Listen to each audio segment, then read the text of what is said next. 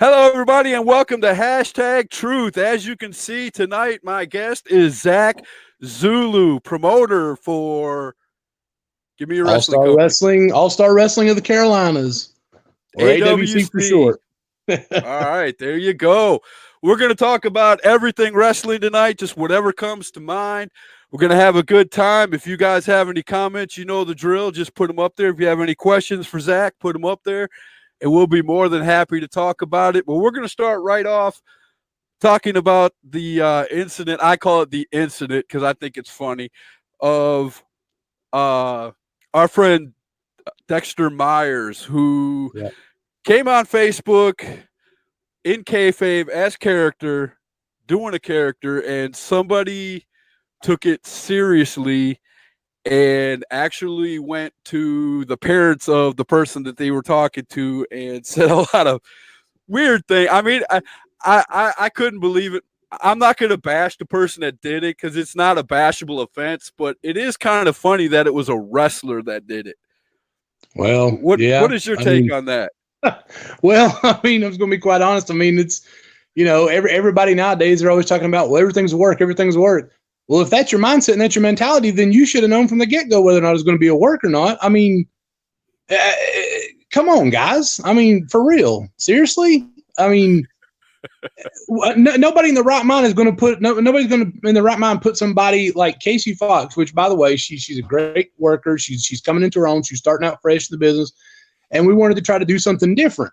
So we put together an idea, and and what I thought was going to be a fantastic idea is going to get people talking, and it got people talking. Um, just like everything else, it's an experiment. You don't know exactly how it's going to go until it fleshes out, and sadly enough. One of the boys got worked, and I mean, I can't believe it. I really can't. I can't believe somebody got that upset over something that they should have known. I mean, when a fan knows it's a work and the wrestler don't, come on. I mean, really, it's But bad. we live in a society, and I made a big joke under your post, about come on, man, Yeah, everybody talks truth on Facebook. There's nobody that goes above and beyond. Nobody tells falsehoods on Facebook. I mean, come on, right. seriously. Yeah, And I mean, I personally love it when wrestlers come on and do their thing in character, whether they're good, bad. Hello, Fozzy. Good, bad, whatever they do, and they can keep it in character. That pulls me in. That I keep. My battle cry as a fan is get me invested. exactly. And That's the point. right. And Invested. when people do stuff like that, it gets me invested. Hey, here's somebody, dogging a young lady, whether it's opposite sex or not, I don't care, and we know it's a work. We know they're, as a matter of fact, I knew he knew her. So Right.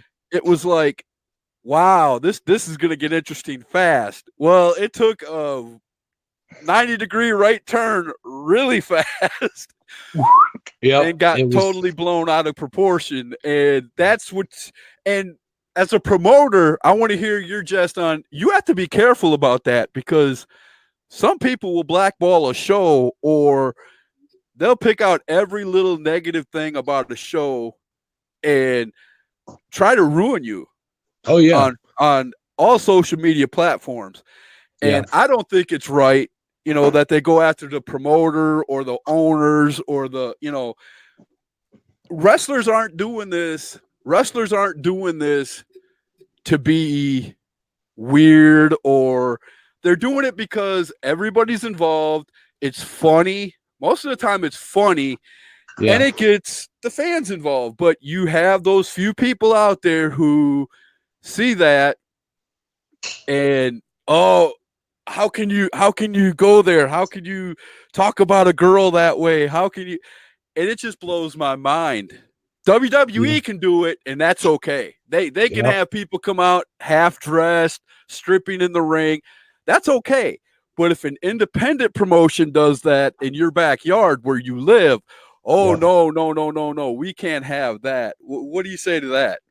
Well, I'd say If that's such an offense to you and whatever, then put your money where your mouth is and rent a building, get a ring, do whatever you got to do and run a damn show. Put the time, put the effort, and put the creativity into it because, like you said earlier, give me something to invest in. Okay. Well, no sooner than you had put that information out there, probably about 2 days later after that, I went on a group page because I group with my guys for every event. And I told them, I said, guys, I said, we need to start putting some stuff together, put some ideas, promos, whatever, that will get these fans invested into our product. I said, because I'm tired of these podunk backyard looking wrestling promotions or these guys that run wrestling promotions that don't have a clue how to run the business or was just a fan of the business or had a small part of the business and then think all of a sudden they can run a wrestling show. The truth of the matter is it takes a little bit more than just a half-ass idea to put on the show. And then you got all these critics out here, all these wrestlers that are telling you how they should do business, how things should be done. And I'm like, have you even been in the business long enough to be able to form a valid opinion? Have you gotten the ring? Have you broke your back or, busted your body up or you put money involved in this? And then when the end of the day, if the answer is no on any one of those, then where is your opinion valid? It's not. The whole point of us is to be able to draw people in the door. And what we had lined up, even though it doesn't seem that way right now, because the very beginning of that whole story that we were going to tell was in its infancy. But by the time this thing played out in the next 3 or 4 months, the payoff would have been great for not only Dexter, but for Casey and for everybody involved. But you can't just judge a whole. That's like judging a whole movie based on one movie trailer or a teaser.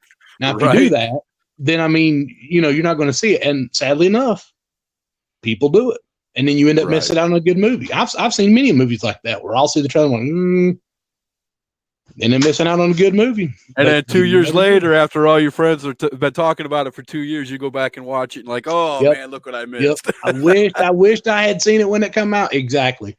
That's the point. Yep. People are too quick to pass judgment, man. There's no call for that.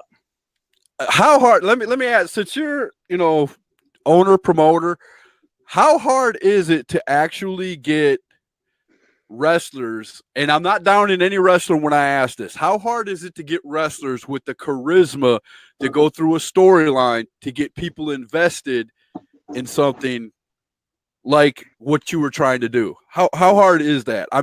Because you have to have the guy willing to be his character, right? Kayfabe 100% of the time, no matter where he's at.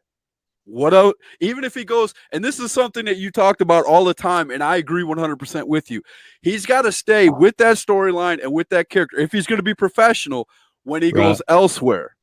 Yep. And how hard is that to find wrestlers these days that actually want to do that?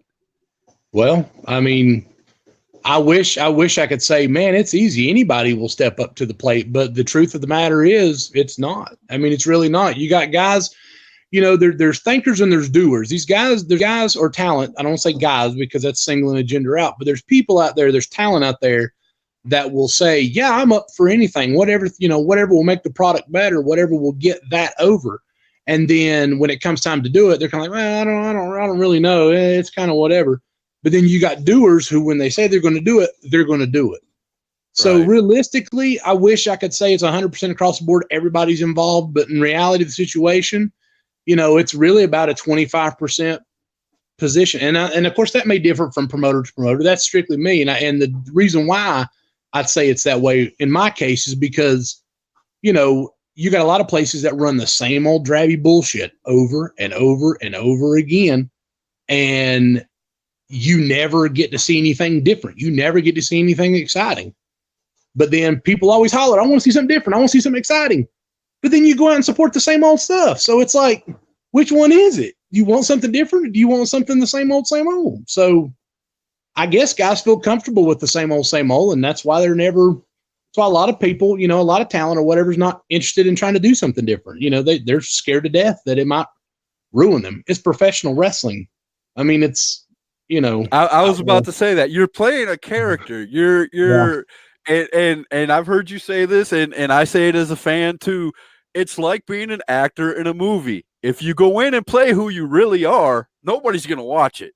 That's it. But if you go in and play the character the way the writers wrote it and it suits you, you're going to put butts in seats. And Yep. I don't understand. I don't understand today. I guess I'm old. I say I'm old school because I love the old school mentality of wrestling storylines where, they built them up for, weeks. And I'm basing this off of TV wrestling. So Right.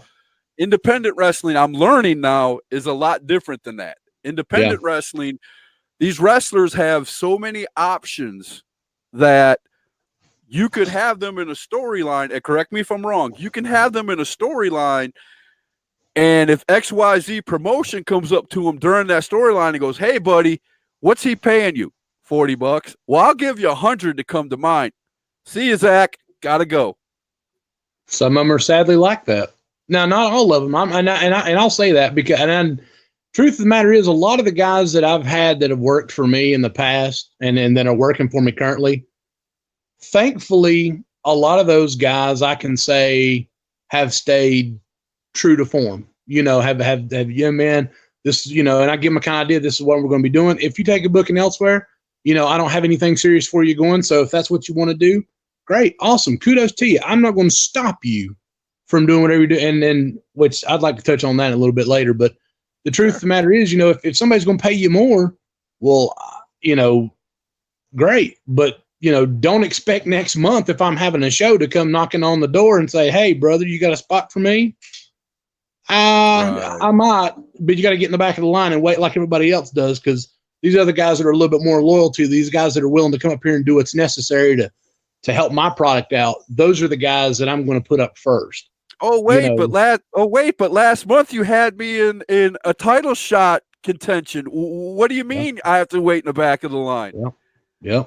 That's the nature of the business, that's the thing. These guys want to talk about it being a business. You want to be a business, you want to do business stuff, but when it comes time and it's not always necessarily beneficial to you, then that's where the crying and complaining comes. That's when the bitching and the moaning comes, because now all of a sudden it's not fair to them. Well, it's not fair to you. Stick me with no spot either. So right. Now let me make this perfectly clear before we butthurt every wrestler on Facebook. If this doesn't pertain to you, then don't come crying. That's it. But if it does pertain to you, you might want to listen, because you might get a lot more bookings. I'm just saying. And I'm not being mean.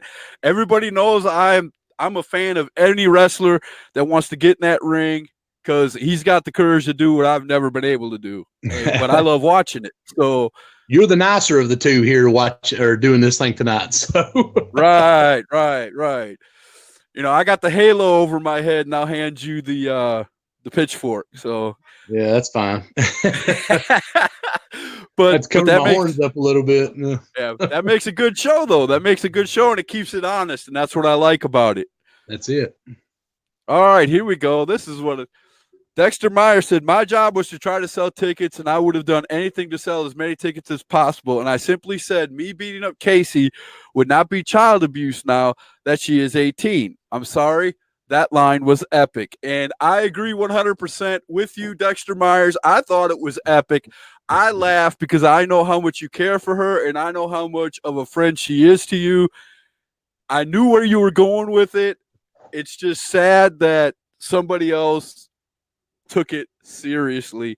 And I hope, and I'm going to say this in front of Zach right here, I hope you guys don't kill this. I hope you keep it going, even though that happened, because I really want to see the story unfold. I'm curious to see how this story would unfold. Well, I promise you this. If for some odd reason, if all parties involved do want to continue this, because ultimately it's up to them. It's not ultimately up to me, because like I told them earlier, and I'll tell you this, I don't want anybody, no matter what the case may be, to feel uncomfortable in the ring. You know what I'm saying? It's like, if Dexter's involved, that's great. If Casey's involved, that's great, because ultimately that's the people that are selling this story, this altercation, whatever's going on. But the thing about it is, I don't want Casey to feel uncomfortable. I don't want Dexter to feel uncomfortable. I know it sounds crazy, but I have to take both parties into consideration. Me, I'm all for it. Because I had the go ahead on it to begin with. But will it, if it happens, will it be good? Will it be worth it? Oh, yes. Trust me when I tell you this, it will be more than worth it if it pans out. But that's not my decision. It's ultimately theirs. So, Dexter, we'll see. Do it. I'm just saying. Just saying. Do it, buddy. Do it. Yeah, screw all the haters, man. Do it That's anyway. right. Even Fozzie saying do it. So can you say no to a bear? I mean, come on, man. Take your lunch money. Oh, let's see. The dude told her I would try to hurt her on purpose. See, that's where you cross the line from kayfabe to real. Yeah. And there was nobody that believed for 1 second when he put that out. Nobody except for him that Dexter Myers would have done that.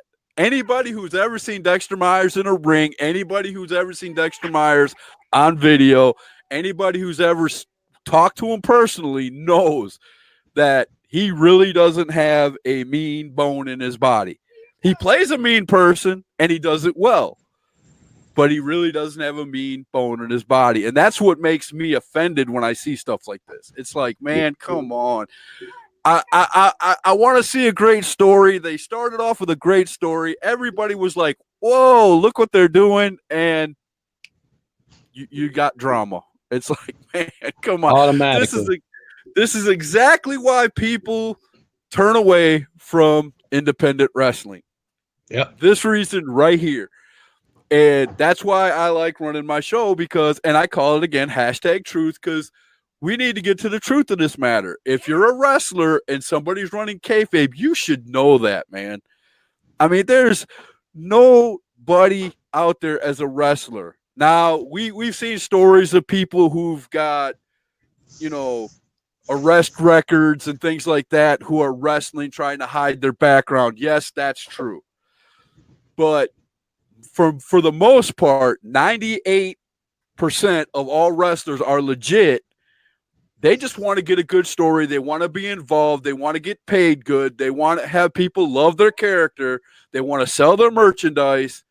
And they love it when a promoter or anybody of the like comes to them and says, hey, we choose you to do this. And can you do it? Most of them, can you tell me how many times has a wrestler ever said, no way, man, I'm not going to do that storyline. That's crazy. Go find somebody else. How many times have you personally ever had somebody say that to you? Maybe once in my entire life. Ever once. How many times have you ever said no as a wrestler?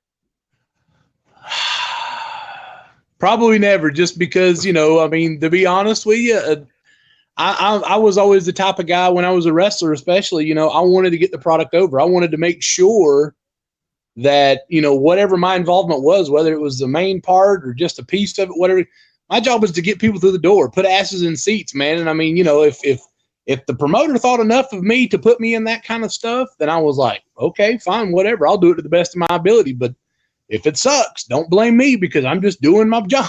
So, it's, I can understand the situation. I really can. And trust me, I understand where this guy was coming from. I do. But at the same time, I have to stop and think for a second just how damn dumb of a thing that guy had to cross his mind to think for 1 second. I mean, that she was in any kind of danger in any form or fashion, that he was legitly like that. I mean, come on. I mean, it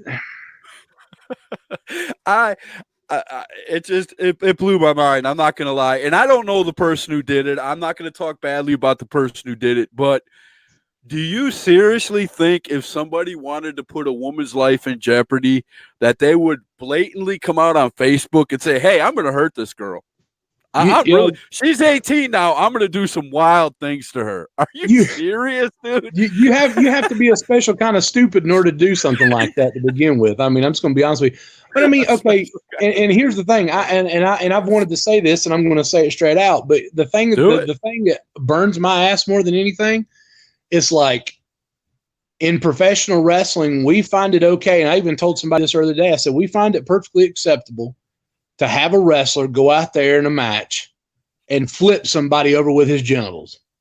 We have it perfectly acceptable in this business to have an elderly woman give birth to a hen, which is moronic.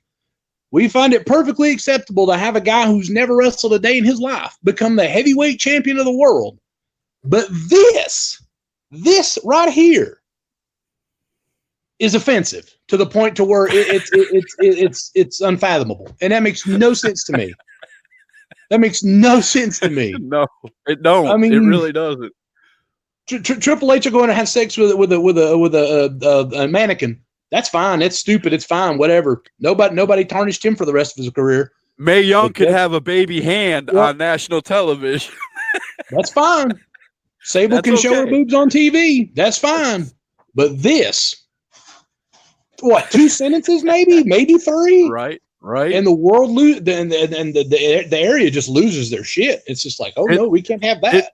It was all Dexter, man. I mean, Dexter's so evil. Well, but see, that's the reason why we put him in that, is because we knew he could get noise made, and he knew that, and I knew that. That's the whole purpose why we put that together, because he knew Casey. I know Casey from where she's wrestled for me. Casey's a great girl, and I can even show the text messages in the conversation where I said, if this is not comfortable for either one of y'all, or you, especially Casey, then we won't do this. Right. And she's like, I'm fine with it. I'm fine with it. I mean, I'm paraphrasing on that. She may have said something a little bit different, but it's what it come out. So why would I have gotten, I mean, these people would have gotten paid to do their job. We would have had a good storyline. The business would have been good. So what's the problem? Is it affecting their wallet? No. Then what the hell does it matter? If you don't like the way the storyline's going, and I know you probably don't want to hear this, but just don't come. That's it. Don't come to the show. Ignore the post. There's a thing on your mouse that allows you to just scroll on down. Yep. Oh, and trust me, I've done it plenty of times. I'll see some dumb shit, and I just keep on rolling on down. I'm like, nope, not going to mess with that today. Nope, just leave it alone. It's easier said than done. Like that. I love stuff like that, because then I can come on here and talk about it. But right. See, that's just me. That's what my show's all about. We're more in sync than you think there, Scott. So just I just can't be as open and honest as you. I'm just going to be honest about it. I understand. My persona won't let me do that. I mean, that's all right. I have come on here mad one time. I came on here one time mad and let it go. I don't cuss. I'm not normally a cussing person, so I don't cuss anyway, but I have no problem with anybody who does. But I came on here and was talking about wrestlers because I got tired of seeing wrestlers whine about, this, that, and the other. And I just wanted to make it clear, hey, what about us? We're the fans. Right. What are we getting? Make us invested. If you want to sit and cry about only getting $20 for a show or not getting paid at all, then invest in your character. Invest in what you do. Do what you got to do to make yourself wanted by other promoters. You're doing it right when other promotions are coming to you and saying, hey, buddy, I want you to wrestle on my show. If you have to go begging, hey, can you use me this week? Something's not right with your character, or you just haven't developed it enough where you're going to get enough attention. We're a promoter. And I'm not saying, people who are new in the business stink. That's not what I'm saying. But you got people who come in, and I'm a fan and I know this. You got people who come in who are new to the game, just went through wrestling school, wrestled at 2 or 3 promotions, got, oh, you're the best thing since sliced bread put in their head. And next thing you know, they want $100 a show. Yep. And just being out of school. And no, brother, no, that's not the way it works. And I'm not even a wrestler. I don't know anything about promoting. I'm not going to claim I do, but even I know that ain't going to work. I mean, it's just simple math. Yeah. Guys forget a little thing. It's called paying dues. And I know some of these younger guys are like, well, I paid my dues when I trained. No, you never. Here's the thing. You never really fully ever pay your dues. I mean, well, realistically, probably ever. I mean, because you're always learning something. You're always getting better. I mean, the business, is always constantly evolving. So, it's like technology. What you thought you knew yesterday, it's damn sure different today, and it will definitely be tomorrow. So, for these guys to come at me and say, well, hey, we can come work for you, but we need $80. Well, okay, that's fine. You need $80, but how are you going to make it your worth? You know what I'm saying? Like, how are you going to prove to me that you're worth $80? Because I'll be honest with you, at $10 a ticket, I need 8 people to come through the door just to break even. So I need more than 8 people to come through the door to make some money. Are you going to bring me more than 8 people through the door? Because if you're not, then you're not getting paid $80. $20, maybe $30, whatever. But I mean, you want to have a home. You got to get built up. You got to do something. It's simple math. I mean, it really is simple math. Yeah. And David Cody taught me a while back. I've had some conversations with David Cody on the telephone and that. And David Cody taught me a while back, and he said it on a video here a while back. Promoters and owners and that got to know their halfway point in selling tickets. How many tickets do I have to sell just to break even? Yep. And if I can't get enough decent wrestlers in to get to that point, there's no sense in me having a show. That's it. So, and I mean, you're absolutely right. Guys don't understand that. They just think, well, I'm going to make an offer, and if they take it, great. If they don't, whatever. But what they fail to realize is, for instance, like I had a wrestler who come down and worked my last show. First time he'd never been down in this area. Okay. He asked for an X amount of money, and based on the distance and the time it was going to take him down to it, I honestly thought it was a fair payout. So, I mean, I didn't haggle with him or anything. That's one of the rare things that happen. Guys actually come in with a fair price first out of time at the gate. So he come in with a fair price, and I accepted. I was like, yeah, that works for me. I can understand why. And this dude's first time being at the show, and he managed to sell some of his merchandise. Now, what happens with that scenario is simply this. Okay, if he'd come at me with a higher price, say, and I'm just throwing numbers out there. Let's say he come at me with $60. Okay, well, I'm not going to give you $60 because this first time down here, you're not going to draw people in for me. Not enough to do that anyway. So let's say I come back at you with $30. Okay, well, let's say he takes it. Well, if he comes at me and I haggle back to $30, and then maybe he sells like one T-shirt of his, okay, he's made maybe $50 if his T-shirt's $20. Or if he comes at me with a fair price out the gate and I accept it, and let's say it was $40, and then he sells the T-shirt, that's $60 he's made. He's made more money coming through the door being fair than trying to haggle me for every dime and dollar I got. Now, again, like you said, it's basic math. You got to meet promoters halfway down the pipe, man. And if he sold something off his merch table, that means he's working on his character, and somebody appreciated that. That's it. And I've seen guys, man, this is no lie. I've seen guys come and work for other promoters that'll come for like $10 or $20, and that damn merchandise, they'll sell $120 damn dollars. They'll make more money with a $20 payout and $120 merch they sell than one of the top guys that the promoter brought in. And he don't sell a dime of merch. I've seen it. So don't tell me it's not possible. But I mean, you can't tell people nothing. So I put this up here a second ago and I took it down, but I want to get back to it. This is what Dexter Myers said a little bit ago. He said, here's my next promo. Hey, Casey, hope you're doing okay. I just wanted you to know you made me sad when you slapped me, and I just thought I should let you know that I forgive you, and it's water under the bridge. See you August 10th. Everybody's done made him cry now. That's not the Dexter I want to have involved now. He picked up his ball and went home. That's not Dexter Myers. Come on, man. Yeah, see that's what the business will do to you, man. If you let people jerk you around, that's the reason why a lot of people don't like me, because I don't let the bullshit go. And I know there's people out there that don't like me. I don't care. I don't lose any sleep at all worrying about it. I mean, they can laugh, they can make the jokes, whatever. But guess what? You're worried about me. I'm not worried about you. I could care less what you're doing. At the end of the day, you're still running your promotion. You're still putting butts in seats. You're still paying wrestlers, and life goes on. That's it.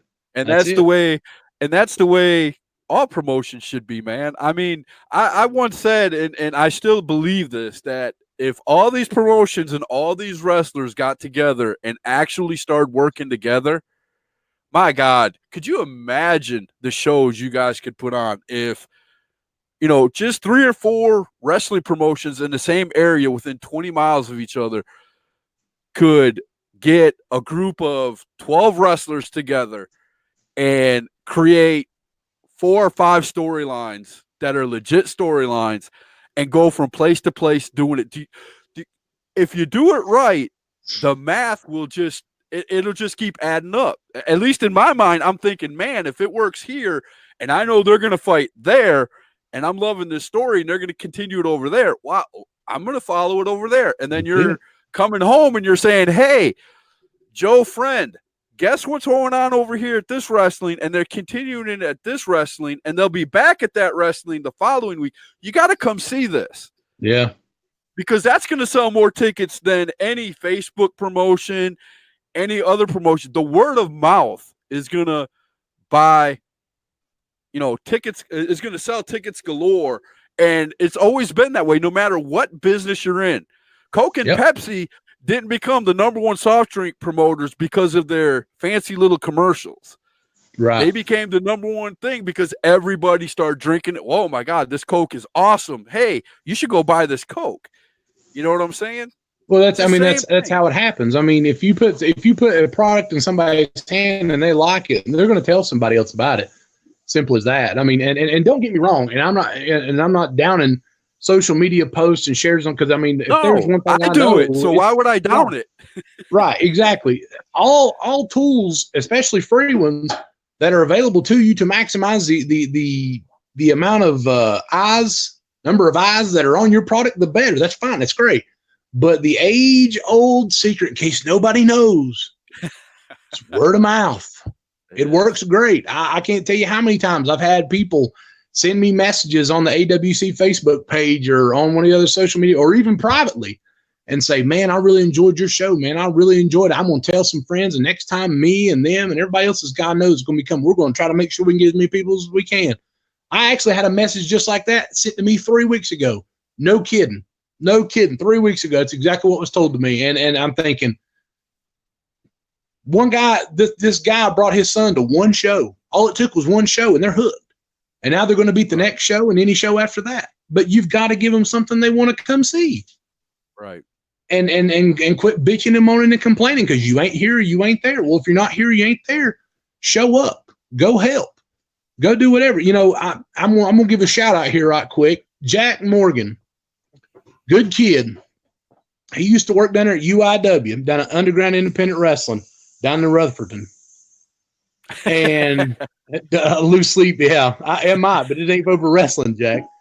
But Jack Morgan, let me tell you what, last show we had, it was in Newton. And Jack come down. I didn't even know. I kind of knew at the last little minute Jack was going to come down. He was coming with a couple of other guys that come down to help. And he come in there, and he didn't ask for nothing. The only thing he asked was, how can I help? How can I help you? What do you need, sir?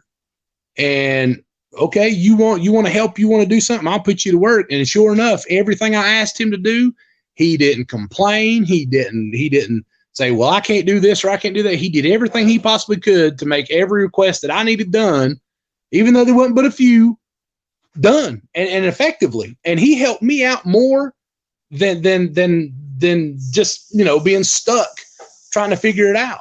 And trust me, I tell you this, I appreciated that because he didn't have to do that. He didn't have to show up. I mean, granted, he was booked in August anyway, but he come down ahead of time and proved his worth. And I just thought, why can't more guys do that? Why can't more guys show up and help set up a ring or tear down a ring or put up chairs or say, hey, sir, what do you need? He was already booked and he's still coming to help. That's the way it ought to be. David Cody said, I don't really know what happens at other wrestling shows. David Cody, you are exactly right, but I am a fan, and I have followed wrestling for 30 years, and you know that. So I am aware of some of the things that happen. And you can look on Facebook every day or any other social media, and they put it all out there. It's not hard to see. If you have any kind of mental capacity over the 5th grade and you can read, you can see what's happening in the wrestling world today. Yeah. I mean, it doesn't take a genius. It's all being put out there. Now, I will admit, and I have many times, I frequent EWF. EWF gave me my first break. I am loyal. I go to every one of their shows because I'm a loyal person that way. Every one of them are my friends. And if people talk bad about them, that's fine. I turn a deaf ear. You might be telling the truth. But when it comes to me, they gave me my first break. They got me introduced to my first wrestlers. And my loyalty banks anything that's ever said in that regard. So that's just who I am. So everybody can say whatever they want about EWF, even if it's true. My loyalty will still remain with them because they gave me my first break, they gave me my first shot, and they introduced me to independent wrestling when I was out of it for many years. I mean, and there's nothing wrong with that. There's nothing wrong with that at all. No, that's loyal fans. Loyal fans are things that should be treasured. You know, they're hard to find simply because, you know, a lot of people nowadays are just fair weather people. You know, they'll go where it's the best. And I understand that, you know, and they're like, well, this is the best wrestling out there. How do you know it's the best wrestling out there unless you've seen different stuff? Now, if you can say it's the best out there and after you went and saw stuff, hey, by all means, make that claim. And I hope I always, when I do my reviews for EWF and you hear me say, well, that's the best wrestling I've seen in blah, blah, blah. I am referring to TV wrestling. Right. And I'm being honest. You know, there's nothing wrong. I mean, you're probably right, to be honest. Well, I've been to 2 promotions outside of EWF, independent wrestling, and the only reason why I can't get to as many, trust me, if I could go to, I mean, there's probably 30 shows within driving distance for me, but I can't drive because I take medicine and things like that. They took South Carolina took my driver's license from me because I take like 10 medicines a day. And I am in no way capable of driving a vehicle. It's hard to drive when you take too much Viagra, so I understand. Good one. Makes that stick shift a little bit. My wife will laugh at that when she watches this later. Trust me, she will. But seriously, though, and I have to rely on my wife to drive me. If anybody knows me, I have to rely on my wife to drive me from show to show. My wife, up until recently, worked every day, so you know, weekends were the only time, and most wrestling shows are on the weekends. Right. But that was her days to, you know, break off. And I'm not missing EWF. Everybody knows that. So every 2 weeks, if they're running, I'm there. But I've went to other shows, and if I can get to other shows, I'm more than happy to go. Yes, everybody's correct when they say I've never been to a lot of shows. I don't know what happened. That's why I have this show. To get the information out there. It's not just for them, it's for me. I learn something from Zach every day watching your videos. I learn stuff from David every day watching his videos, and anybody else who does a wrestling podcast out there and interviews wrestlers. I mean, that's what it's all about. I don't want, like I said, I'm not doing this to be a wrestler. I'm not doing this to get behind the scenes. I'm not doing this to become famous. I'm doing this free of charge to put promotions and wrestlers out there so other fans can get interested and want to come to the shows because I enjoy coming to a show. I don't want to come to a show and have 10 people watching wrestling. That's not fun. No. When you come to a show and there's 300 plus at least, and people are chanting and people are into the shows, that's what you go for.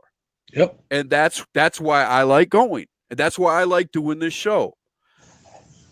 And a lot of people don't understand. Well, that's what all the promoters strive for, is to have the most, you know, the most information out there, you know, or most of it available, you know, to keep people interested. You know, I mean, EWF does it, you know, GCW does it, TCW, NAWA, ACCW, I do it. You know, we all do it because we want to make sure that not only the fans that we had at the last show are coming back, but we want to get new fans as well. And, you know, the whole thing, like you touched on earlier with, you know, more promotions, you know, I wish more promoters and more promotions would kind of come together and do business.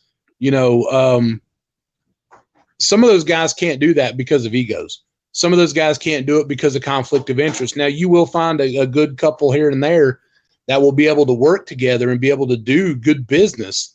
And those are the people, if they do it right, other promoters should watch out for simply because they're the ones that got all their balls in a row. They got all their ducks in a row, man. The balls are ready to be thrown, and the ammo's packed, and they're ready to lock and load and just give it everything they've got to be the best product out there. And I mean, that's what everybody should strive for, is to be the best. Now, you know, I've tried to do business with people in the past. It's not always worked out. Sometimes it has, sometimes it's not. But I try to give people what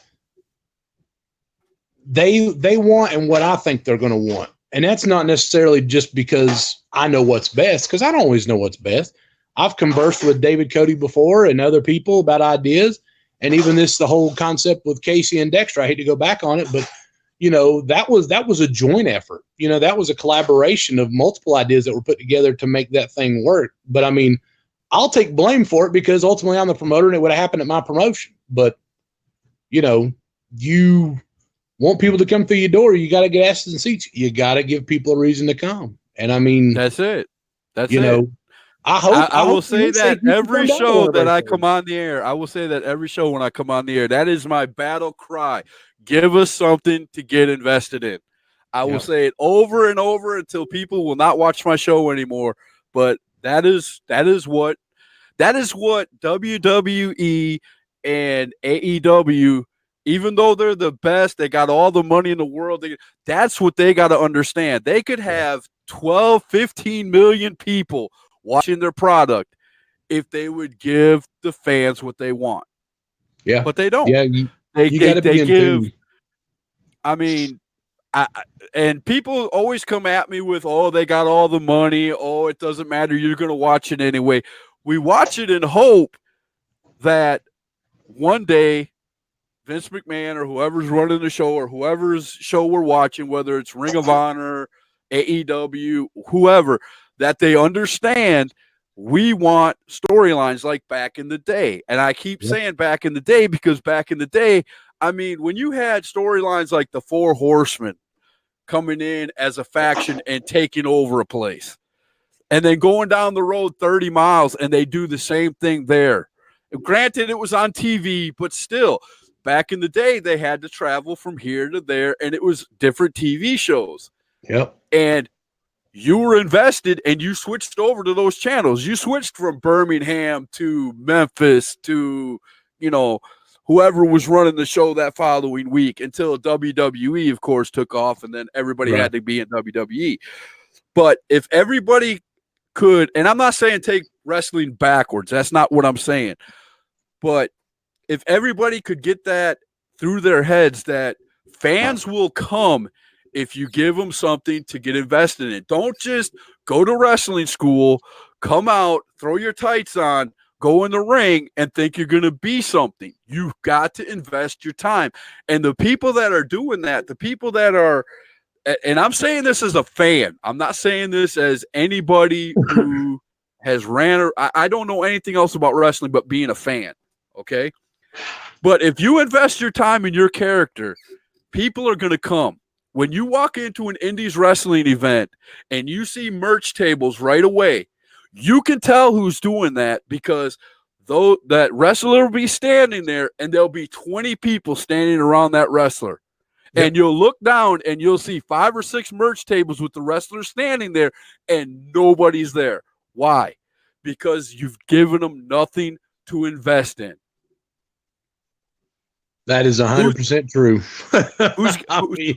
Who's got the belts? Who are they going to put the belts on?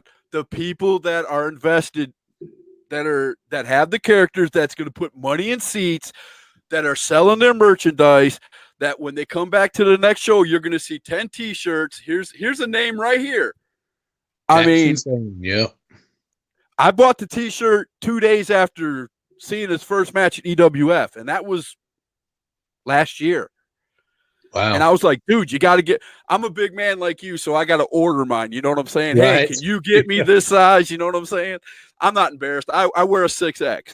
So, I have to come up to him and say, hey, I'll give you $30 for a 6X shirt. Get me one. I want one. And 9 times out of 10, it's like, hey, no problem. You know? Right. But if I see you invested, if I see you building a character, if I see you putting promos out that is going to get me invested in coming to a wrestling show, I'm going to buy your merchandise. That's all it takes. And it don't take a lot. I mean, it really don't. It just takes, it's a little 6-letter word. A lot of guys don't know, but I'm going to reveal it now. It's called effort.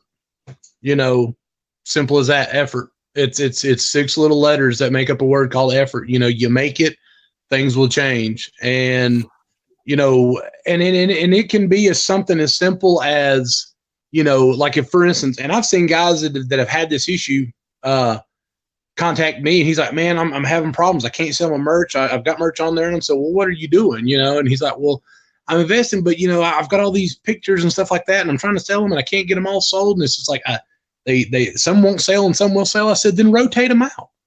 I said, how many options do you have available? 6. Oh, no. I said, don't put 6 different options out there. I said, because the mind of an average fan or a customer, they're going to get overwhelmed with options, and then they're going to get confused, and they may walk away from your table instead of buying anything. I said, you give them 3 options, cut them in half. You give them 3 options. You give them those 3 options. That's what they choose from. It's simpler. They can make a decision.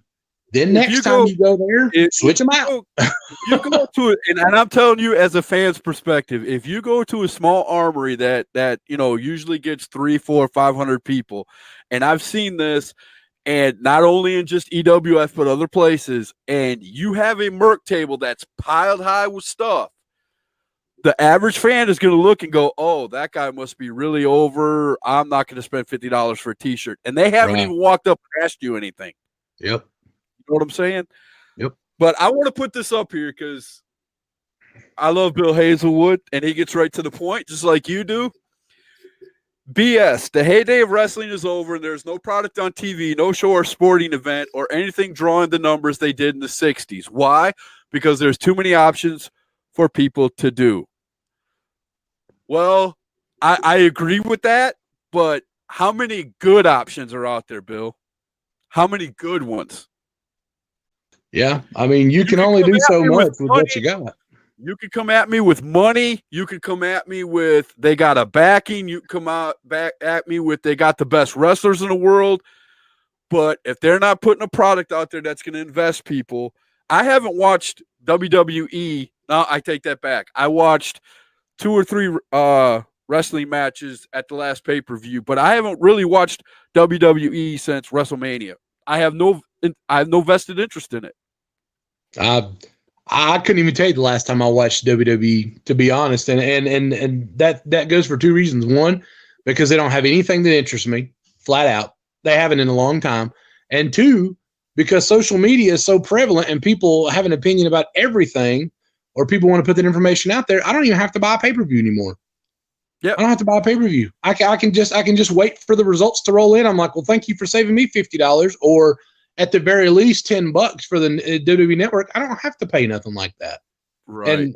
And because of that, there's no reason for me to tune in. So that's one less person they got. 300 TV channels, no channel is drawing millions of fans. That's exactly right. I agree with that 100%. You're getting outside of wrestling now, but I agree. If you go and you get a cable provider and you buy one of the legit things, you're going to get 300, 400, 500. I've seen even 600 plus channels. Yeah. And 85% of the channels on there, people don't even watch. You're right. I mean, why bother? Right. I mean, you're right. And it's the same. I can understand how you're putting those two together. It's the same with wrestling. If you have 12 people on TV, all of them doing the same thing, wrestlers just going from here to there, and I'll give an example. Okay. John Moxley, Dean Ambrose, however you want to say his name. Okay. He got a big pop when he came out at AEW. And I can understand why. He wasn't happy at WWE. Everybody under the sun puts out their own things about WWE, how all the wrestlers are unhappy. But yet these wrestlers, and I'm going to make your point, Bill, before you even make it, all these wrestlers are making the best money in the business. It doesn't matter if they're wrestling or if they're sitting in the back. They'd rather be wrestling. But they're making the best money in the business, so why should they care? Well, a lot of these wrestlers still want to have the freedom to invest in their character, to have a say so in their character, because they know what's. John Moxley said it the best when I saw his interview. He said that WWE did not know my character. They did not know who my guy was. They had him shooting up with a needle and telling all the fans that, you know, they stink, and they were covering his face with gas mask. That wasn't his character. He was just an I don't care psychopath. That's what his character was. But they tried to veer him off in another way. Now, while it got a few people to watch, everybody who watched it can see that he wasn't comfortable being this character. So if they're not invested in the character, I'm not going to be invested in the character. Why would I go and turn on a pay-per-view or pay $50 per pay-per-view, you know, or $10 a month for, you know, the WWE network to watch a pay-per-view every 2 weeks if these guys aren't happy with what they're doing? And it shows in their performance.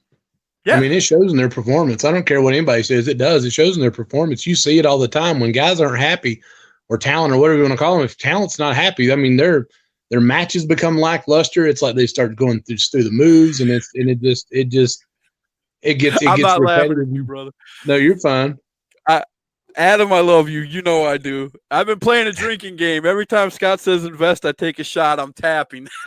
That's my battle cry, brother. And there you go. That's invest, my battle cry. Invest me, please. Take my money. I want to be entertained. You know, and what you're saying is an echo of what all these other fans are saying. The difference is you've got the platform to say it. You know, these fans all the time, every time they come or go or whatever from an event, that's what they're quietly saying to themselves. You know, whether they realize it or not, give me something to invest in. Give me a reason to come back. You know, because if they're coming through your door, they want to see your show. Right. They want to see your show. The whole purpose is to get them to stay from start to finish. You know, and if you got people getting up and leaving, you know. This is a double-edged sword, because then it goes back to, are the wrestlers going to be invested? Do they want to stay? Do they want to go through a storyline to get us invested? You know, that's the part that gets me upset personally as a fan, when, you know, and I understand, again, and I said this in my rant, I understand life happens. I understand if your job changes. I understand if you have a baby. I understand if, you know, there's a family emergency, somebody's sick or something. I understand all that.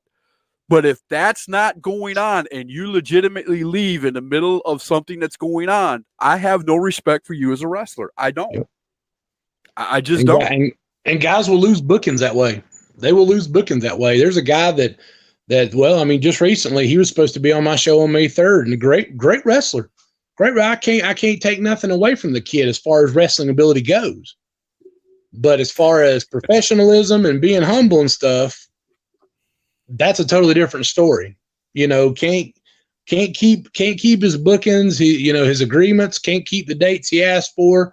Then when he does, he agrees on something, he changes it, or, you know, all of a sudden the day of the show, after he's told us, you know, he's told me numerous times he can make it, you know, well, hey brother, I got something come up, I ain't gonna be able to make it.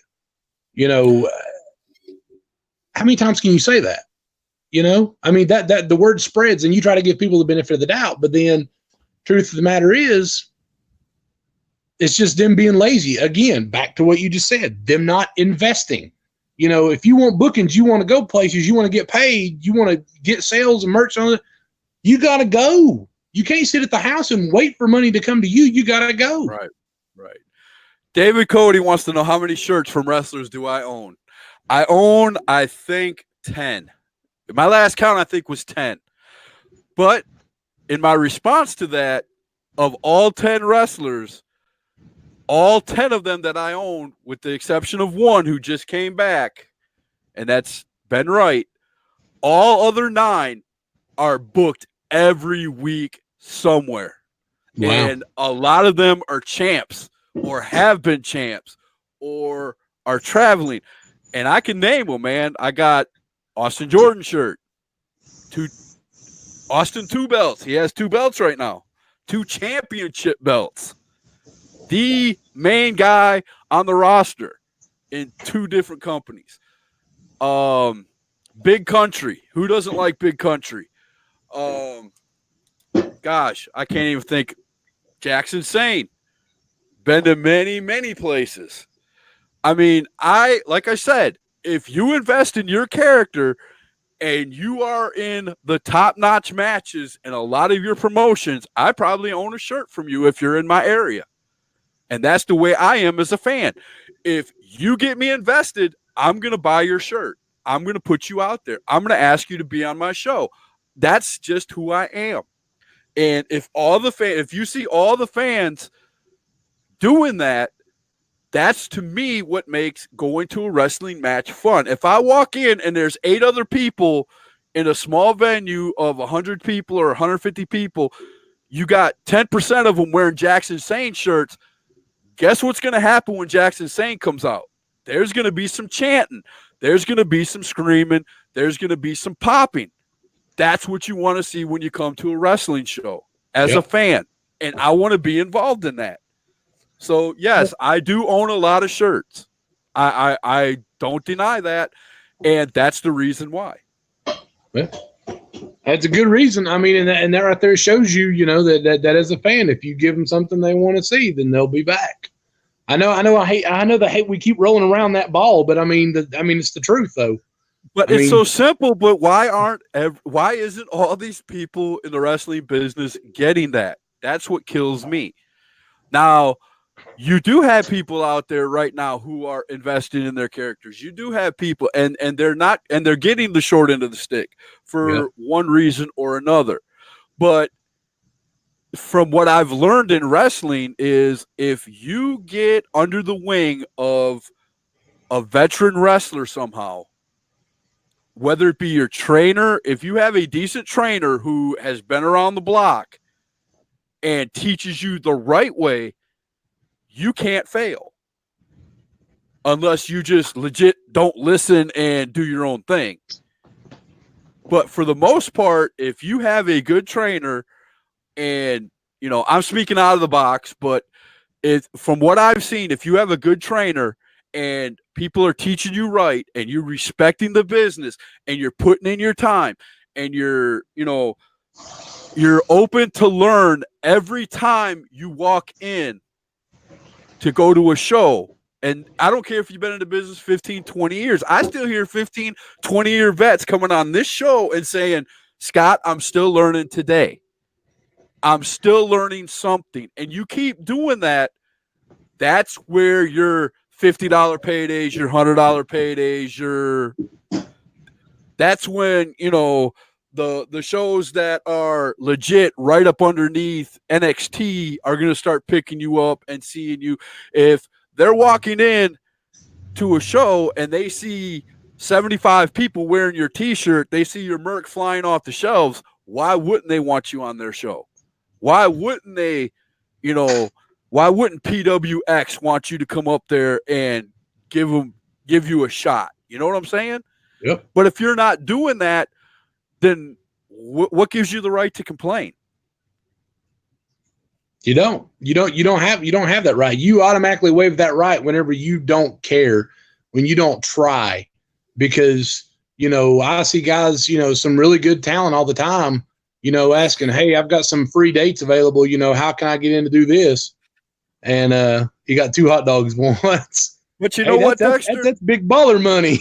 but I was told by somebody who's been in the wrestling business for quite a while, that's okay every once in a while if you're doing it as a training. If you're going in there and wrestling somebody or if you're a veteran and you're going and getting 2 hot dogs, pass along some knowledge, man. I'm getting invaded behind me. I can see that, but you know what I'm saying? The 2 hot dogs and a handshake thing is real, but you got to make the best of it if that's what you agree to. Never turn down the hot dog. Handshake maybe depends on, never turn down the hot dog. You'd be lucky to get paid that. It's just some guys, some promoters, now, they don't pay their workers at all, and some of them, the price that they give them or the payment they give them is so embarrassing. It's like, turn around, just give it back to them, because they don't, it's like you don't value your talent and then you wonder why you struggle for talent. There's a double, like you said, there's a double-edged sword there. You have to kind of work at, talent's got to be willing to figure out where the best places to go and work are so they can get the money that they desire or build up to. But at the same time, promoters, and this includes myself, needs to realize, that, these guys are, a lot of them 9-to-5ers and they work and they got kids and stuff like that. Don't try to gyp them, but at the same time, don't go asshole deep in debt either. So I'm sorry. I had to laugh at that one. Made it to the other part. Well, you made it a lot further than some people did with the hot dog in their gas tank. Now, I'm going to put this up there for Bill Hazelwood, and then I've got a small story after this, and Okay. I agree. He says, I have 8 tuxedos to announce in. You really don't think I bought those with announcing money, do you? My real job has insurance and retirement and pays my real-life bills, and it does take priority over an indie show.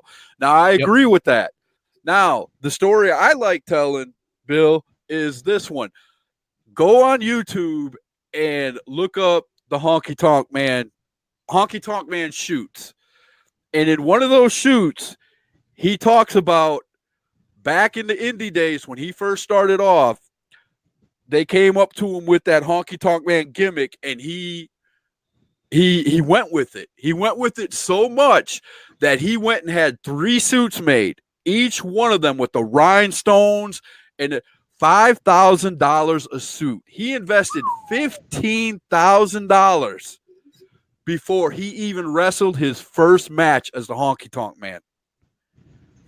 Because he knew if he invested and this guy got over, he would get that. And he got that money back. I mean, how many times over?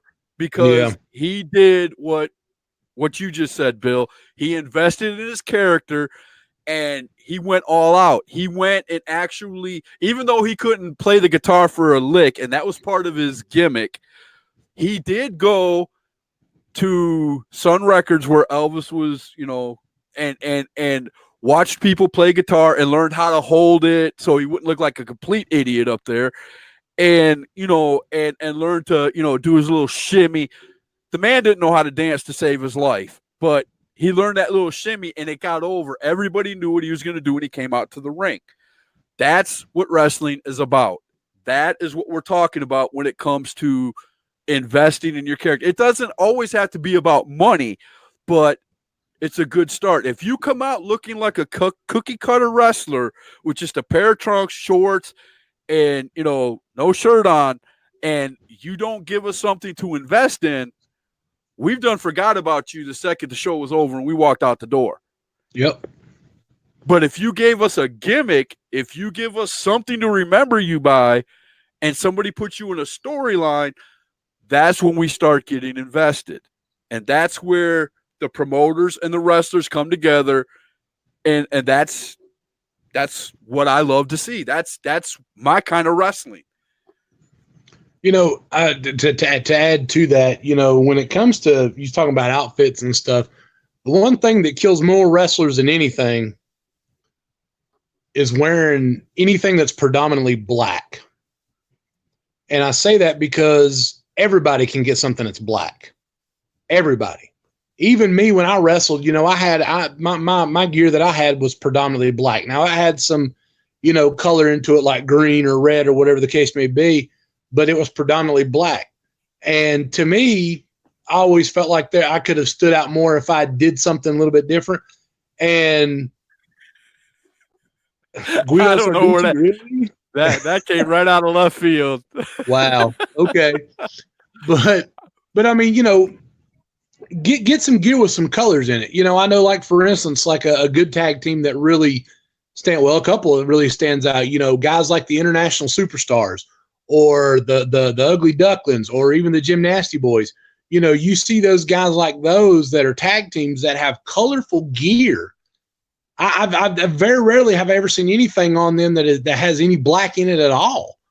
And to me, when I see somebody that's got color and some brightness and some pizzazz to them, automatically my eye is going to be more focused on them simply because they don't get lost in the shuffle between, say, two guys that wear predominantly black gear and they've got a little bit of red or a little bit of blue. To me, that looks like you didn't care.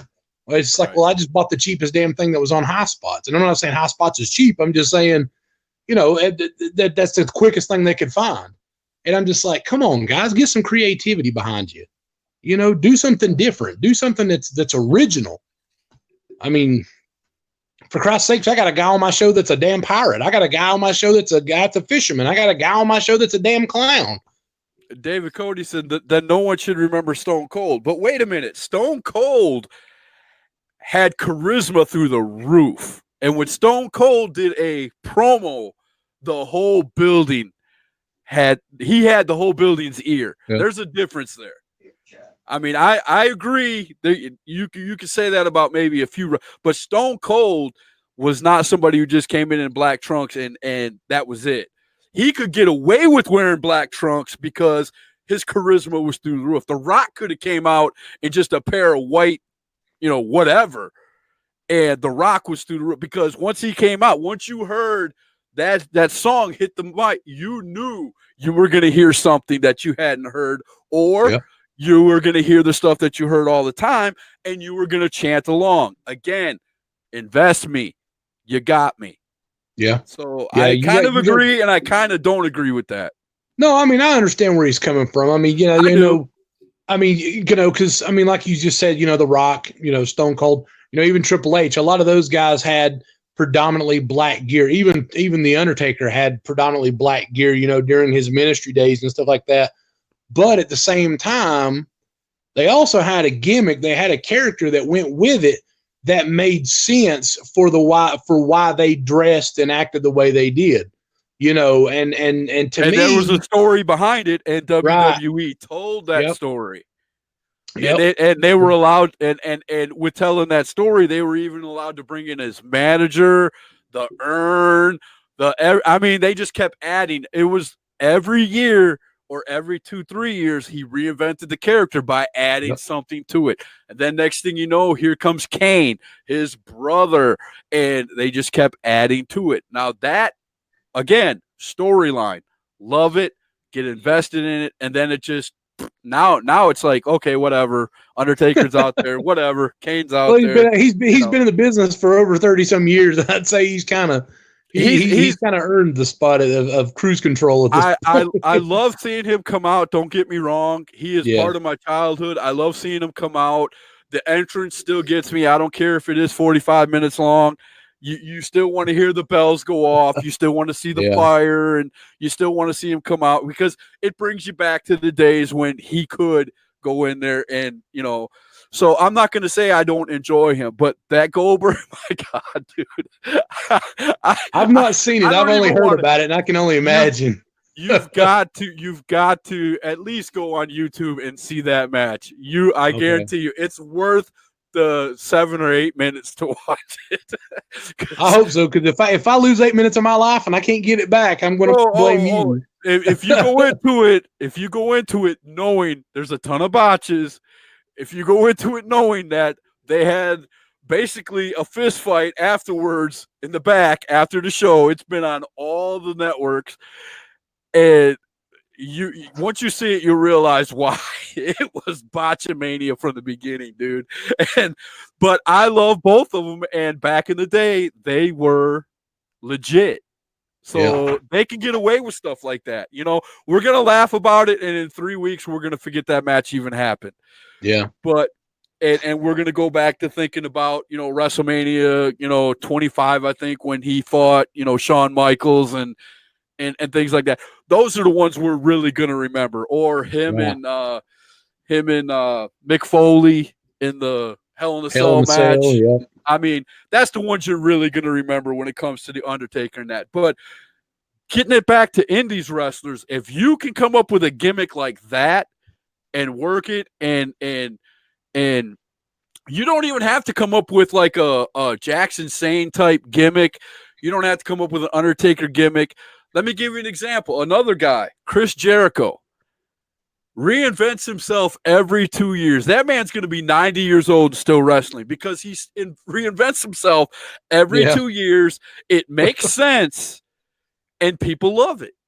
Yep. And that's why he's still in the business. He's getting, as my dad would say, he's getting long in the tooth.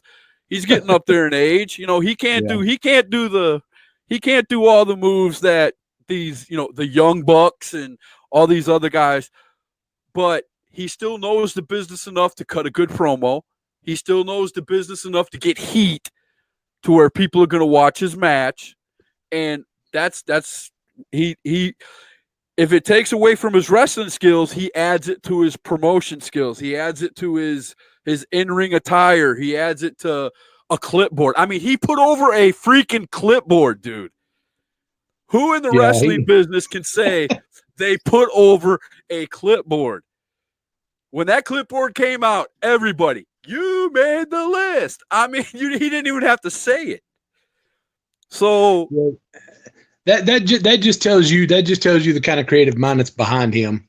That's the truth. I mean, it's that just tells you creative level. I mean, and he was doing stuff like that even back in the mid-late 90s, in WCW, when he was still, doing the Jerichoholics and the Jericho security with, Ralphus and all that stuff like that. I mean, the guy has evolved into such a character that it's unbelievable. And the fact that he is still bankable, last year when they did the big announcement, Kenny Omega versus Chris Jericho, people lost their collective shits. They did. They lost their mind.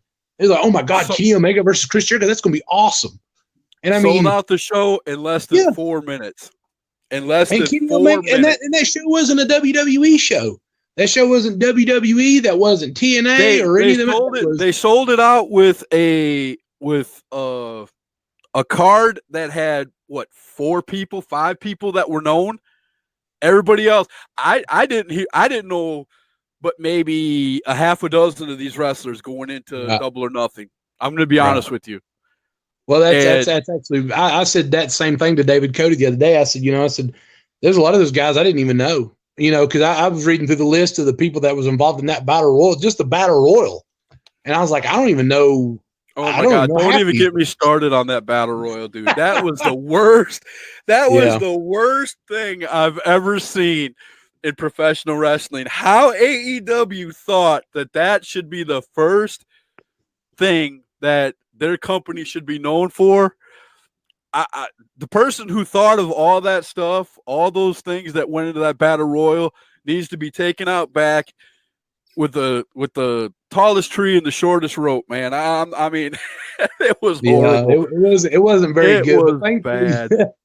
Thankfully, Cody and Dustin finished out the show and got people talking, with the Bucks and Cody and Dustin and a couple of these other matches, Jericho's like that. They managed to kind of rectify that situation, and for them that was a good thing. AEW is a money grab. Well, it may be. It may be. I agree with a lot of people when I was juiced for them. I'm not gonna lie. I was psyched when they announced they were making their own wrestling company. I said record. Listen to me. Wrestling company and all that and all these names, and I knew some of the WWE guys were going to come over, but when they said, hey, we got our eye on 6 guys and that's it's not going to be like WCW where you're not happy you're going to have a job with us. No, they had 6 guys in mind, or 6 people. I won't say 6 guys, 6 people, because there's women in that list too. And it just amazed me that they were going to go through with this, and they did. And I heard from everything from they were going to be a glorified T-shirt company to, granted, their first show as AEW wasn't the catch-all be-all. I mean, they had, I think, 3 matches that really stood out during that whole pay-per-view in my mind as a fan. 3 matches that I will remember when people say Double or Nothing 5 years from now. Right. And the Cody Rhodes and his brother, that will be the number one. That wrestling match had a story. They told the story in the ring, and they finished it hardcore. You will never forget them two embracing, him crying, saying, I need my older brother. That's something that'll stick in your head for years if you're a wrestling fan and you like either one of them guys. You know what I'm saying? Yep. So, but they're not doing anything different than WWE when you look at that first match that they had, that Rumble they had. It sucked. I mean, it was horrible. I looked at that and go, I was looking at that and I just put my head down and I was, Lord, please tell me that the matches in the actual show are going to be better than this, or we're in trouble, man. I'm gonna because I was praising them left and right. Bill Hazelwood gave me the grief. David Cody gave me the grief. Everybody was telling me it's just another wrestling show. Nothing's gonna be different. But they're pumping out this stuff on all their interviews. We're going to be different in this way. We're going to be different in that way. It's still a wrestling show. I understand that. They're just going to dress it up different. I get it.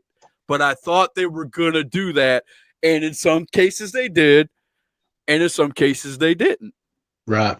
Well, and I understand where you're coming from. And I agree with you. But at the same time, I also agree with David and Bill because the truth is simply that, it is just another wrestling show. It's dressed up a little differently. And then when I saw after they had that pay-per-view, when I saw that they had the pay-per-view and everybody's like, oh man, AEW is going to take over and they're going to destroy WWE and WWE ought to be scared. And I'm like, these guys have realistically had 2 shows.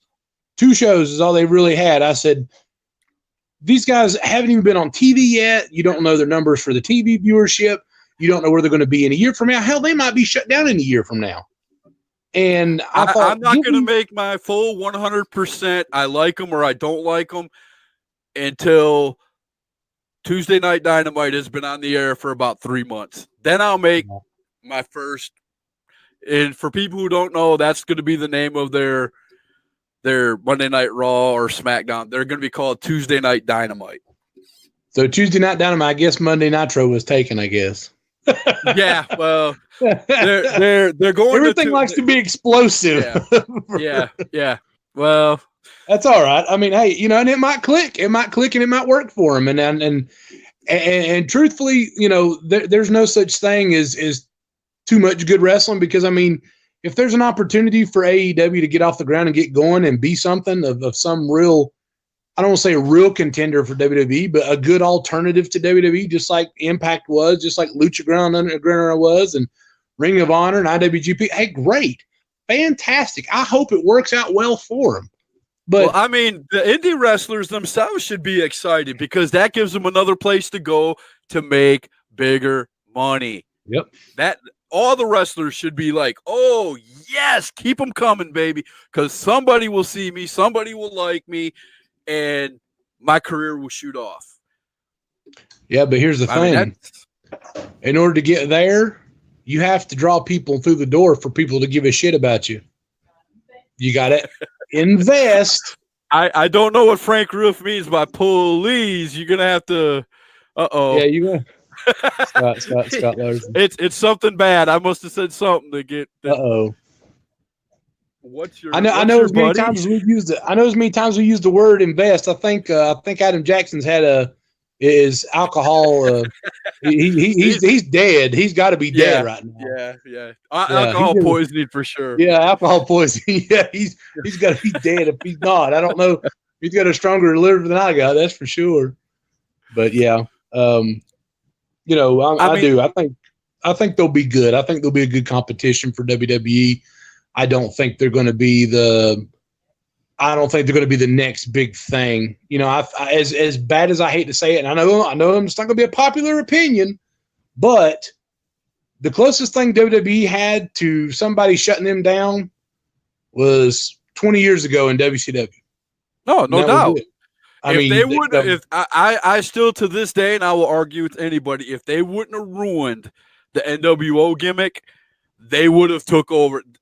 Vince McMahon wouldn't have shut down, but Vince McMahon wouldn't be the powerhouse he is now. No. WCW had him against the ropes. I mean, NWO was the best thing that ever hit wrestling, And when they went head to head with what was going on, I mean, just the way the whole storyline went, where it looked like WWE was invading. I mean, it was genius. I mean, they got their butt suit off for that, and I can't remember how that all ended up, but people are still living today, so it must not have been too bad. But wait a minute, Scott. You just said something that was ironic. They took fantasy and made it like reality. Oh no! They took me real. out of my reality for a few seconds. Yeah, they did. You can't do that though. That's against the law. You can't do that. You're offending too many people when you do that. I'm gonna have to make sure I send a message to Eric Bischoff right now. You're gonna have to. You can't. Yeah, you can't do that now, because if you make it too real, that confuses people. That infuriates people. That scares people. Now, David, that's the one thing I will agree with more than anything you've said tonight. Vince Russo killed WCW. Well, yeah, Vince Russo. I'll be the first one to say Vince Russo wasn't solely the reason why WCW died, but he was a big part of it. Oh, he was a huge part of it. Yeah, what a lot of people overlook is the merger with AOL and Time Warner. When that happened, they basically put Ted Turner to the side, and then all of a sudden it become about money for them. And when WCW at that time was struggling, they said, "Oh, wait a minute, now they're losing money. Well, we're just going to turn this into a tax write-off and shut these doors within a couple of years." And between that and between Russo and just the bad booking and overexpending, it was all kinds of things. I mean, WWE was claiming, "Hey, you took all our leftovers. They were bashing each other back and forth. I mean, it was fun for a while, but then it got kind of old toward the end. Yep. And you knew eventually, somebody was going to win.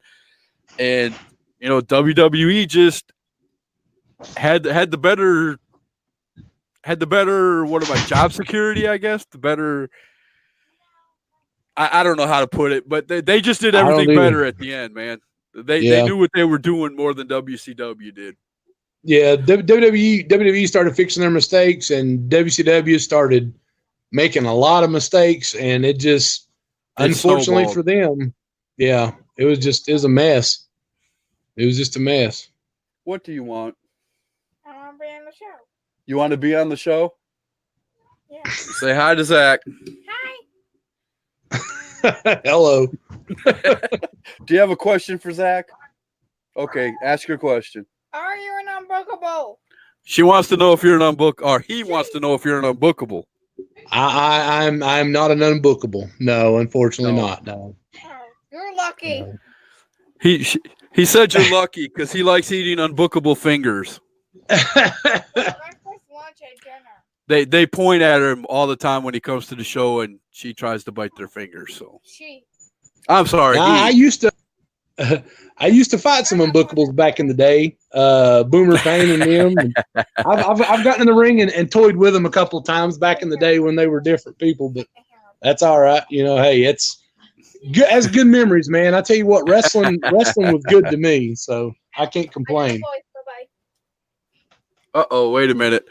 I decided to put the Undertaker Goldberg match in the background to watch it again when this live started. Undertaker is still making his entrance. He started in the United States and ended up over in the other country, wherever they had that at. Right. I mean, there was a point in that match where I legitimately thought the Undertaker, when Goldberg tried to do the jackhammer on the Undertaker, I swore to God that the Undertaker wasn't going to get up. He landed straight on the back of his neck and his head. It didn't even look good. And both of them did a tombstone on each other that I'm surprised both of them didn't lay there like Stone Cold did. I mean, it was horrible from beginning to end. It really was. I mean, and it was sad to see two icons in the business that, and just so WWE could, say they were there as the main event.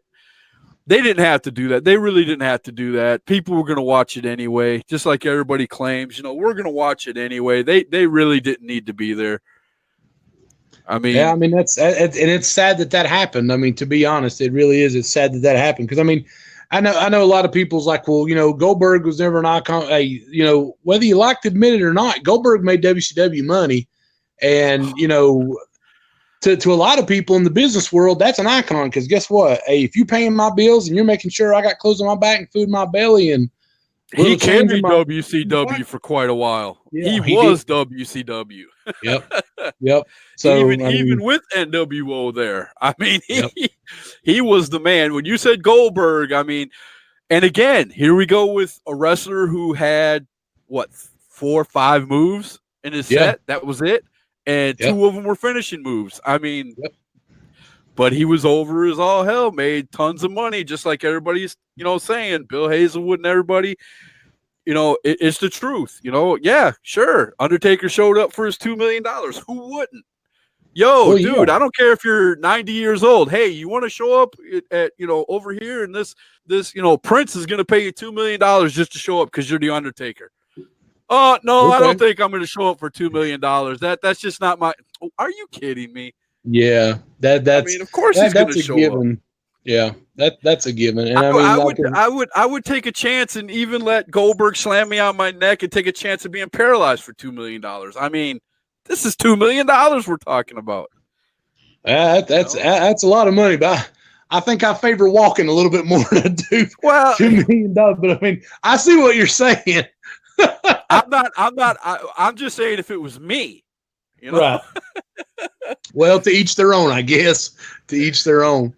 But I mean, Goldberg, despite everything, Goldberg had a good record, especially in WCW. I mean, and I'm not saying the streak or whatever. I'm just saying as far as, marketability, captability, things like that. And I mean, for God's sakes, him and Hulk Hogan in 97 sold out the Georgia Dome.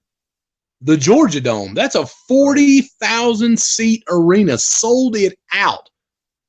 I mean, that's crazy. You just don't, even now you don't hear of a main event selling out an arena. And I mean, that's what sold that show out was that match, Goldberg versus Hogan, because everybody wanted to see Goldberg beat Hogan. And he did. He jackhammered him right there in the middle of the ring. Bam. 1, 2, 3, won the strap, and that was it. But I mean, so I see why people think he's an icon, or some people don't think, well, he just had 5 moves or whatever. I mean, I can understand that, but at the same time, love him or hate him, a lot of people still know who the hell Goldberg is. They can't say that about some of these other wrestlers, So that's it. And again, we can go back to what we were talking about at the beginning. If you're an Indies wrestler and you want your name out there, invest in your character. Yep. Create something of a character where people are going to latch onto you, and that's what's going to happen. You're going to get followers. I guarantee you will get followers. Be different. Be different. I can't tell you how many times I've seen a lot of these guys. I mean, not just in the Carolinas, but Georgia, Florida, Kentucky, Tennessee, Ohio, wherever, all over. All these guys now are trying to wear these masks over their face. Like all of a sudden making those little masks make them all badass. And you know what I'm talking about. Those ones that kind of come right here above the nose and go over the face, and they're different colors, whatever. Everybody's doing that. Quit doing that. That don't make you look cool. That makes you look stupid, because now people's trying to figure out, well, what is your gimmick? And if you say, well, I'm so-and-so. What is so-and-so? Quit wearing that. I mean, if you got a full face mask like friends like Jackson Sane looks completely original enough to where I can't say that guy's that guy's imitating everybody else. Jackson Sane looks like nobody else. Right, but he takes his mask off. Right. And uses the mask as part of his gimmick. He talks to his mask, and then he has the face paint, and no matter where you see Jackson Sane outside of if he's anywhere near a wrestling arena, he is in character. See, then that's the way it ought to be. I mean, that's the way it ought to be, guys. The second you pull up to an arena, you ought to be in gimmick. If you're traveling.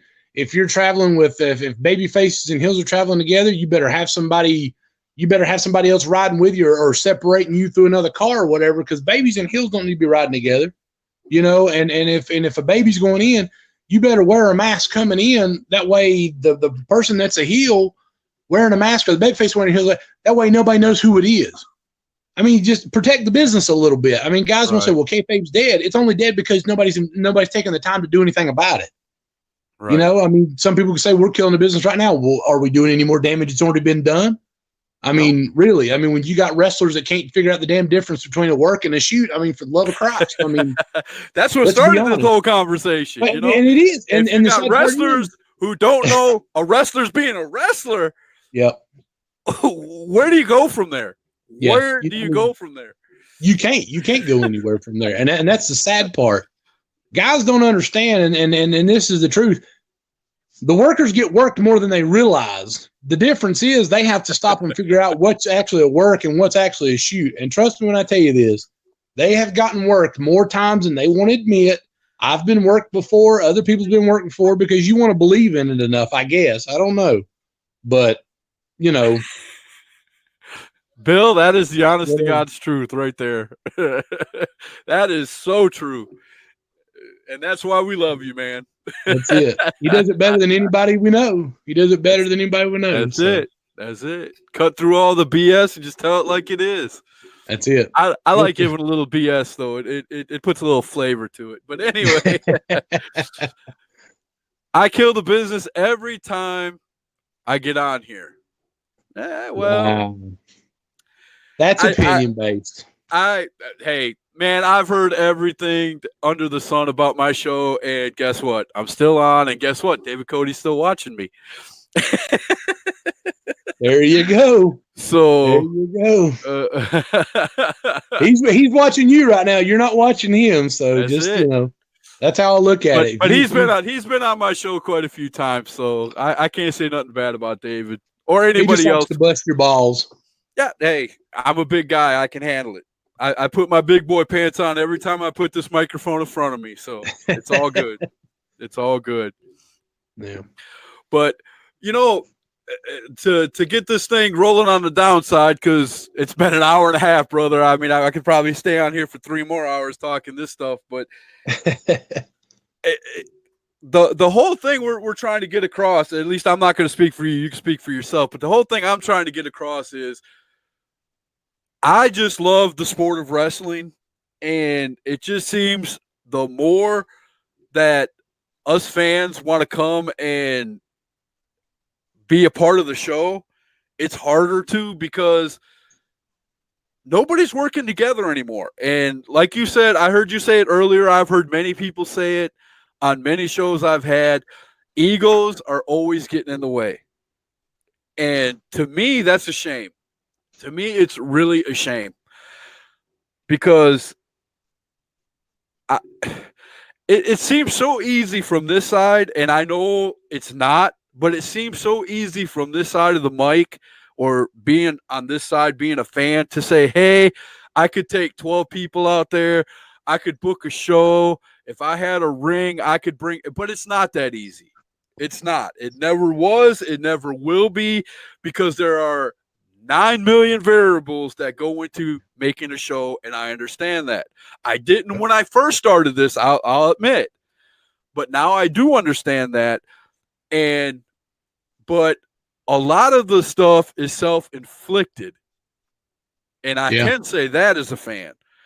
If you're a wrestler and you legitly want to be somewhere, you legitly want to put your work in as a wrestler, you legitly want people to love you, then love yourself, be professional, show up, be the best person you can be, and fans like me will attach to you. Word of mouth will get out. Your merch will start selling. You'll start getting other promotions calling you, and that just seems common sense to me. But to a lot of people, it's not because they want to put other variables in it. People want to throw, well, you know what if this happens? Okay, deal with it. Move on. Go to the show. Yep. What if this happens? Deal with it. Move on. Go to the show. There's only a few instances that I could think of as a human being that would stop me from doing like this show. The only thing that would have stopped me from coming on at 8 o'clock when you agreed to do this would have been one of my family members being put in an ambulance and heading to the hospital. That would have been the only thing that would have prevented me from doing the show. Because I how do you put it without being rude or frank? Because I love the business, I love doing this, and I'm doing this for free. Yeah, and it's an obligation. And it hurts me to see people take advantage of the business that I love to watch. It hurts me because then you get the fighting, then you get the stuff that you see on Facebook every day, or Instagram every day, or Twitter every day, or, and then you get a wrestler doing something, that isn't right. Then you got this promoter saying, well, he's great. This promoter saying he sucks. And then next thing you know, everybody's battling each other. And who legitly suffers for it? The fans. Yeah. I mean, I'm just going to be honest. We suffer for it. And yeah, I mean, you're right. You're right. There's a lot of variables that take place, and fans aren't perfect. We are not perfect human beings. We get on here being smart marks. I've been called a smart mark millions of times, but I know what I want. I know what I like. Get me invested. Okay, I'll quit saying it. Last time, I promise. Oh, he's beyond dead. He's got 6 nails in the coffin already. Poor Adam Jackson. I feel bad for him. I wanted to send his ass flowers. Somebody give me his address. I'll send him some flowers. But yeah, I mean, you're right. I mean, that's the thing is, and I'm known for this. I'm known for being a very opinionated person, very honest person, and there are some times that I say things that may not necessarily be professional or courteous. But the thing about it is on my end, I'm not defending myself. I'm simply just stating a fact. Where I've been in this business as long as I have, all it takes in this business is one bad experience, one bad moment to ruin any amount of good that you've ever done. Don't matter what you've done. Now, from that point on, I'll go ahead and tell you this. From when I first started in the business, I made a lot of mistakes. I did. I'll go ahead and tell you that's the truth. I made a lot of mistakes. I did a lot of dumb shit. I made a lot of mistakes, and here I am 17 years later, still paying for it. Even 4 or 5 years ago, I trusted people to be put in a position to do certain things, and in the end, it didn't pay off for me. And the fact of the matter was, I ended up turning out to be the bad guy when the truth of the matter is I did exactly what I said I was going to do. I laid everything out there the way it's supposed to be, and when the results didn't come back the way they wanted them, well, they weren't going to blame themselves. Pointing your finger at yourself is just ignorant. Let's go point our fingers at somebody else. And since I'm obviously a clear and large target, that's the person to choose for. Now, I'm not going to sit here and say I was totally blameless. I'm not going to sit here and say that I was without fault in any form or fashion. But at the same time, I'm also not going to sit here and say that I was the only one that was a part of it. There was other people that did things in the past that aren't in any way, shape, or form professional, that are dirty and underhanded, that a lot of people think go under the radar. And then when you do stupid shit like that,